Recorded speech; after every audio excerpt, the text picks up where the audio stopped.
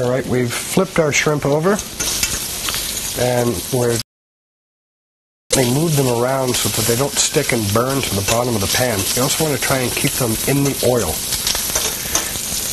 So as you can see, they're pink, but we still have a little bit of the gray color of when they're raw, and the pepper and salt have stuck to them fairly well. All right, we're going to remove them from the oil, and then we're going to scoop them back out.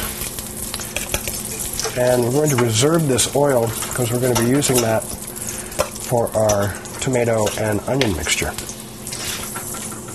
Now, while we're doing this, we're going to go ahead and check on our rice.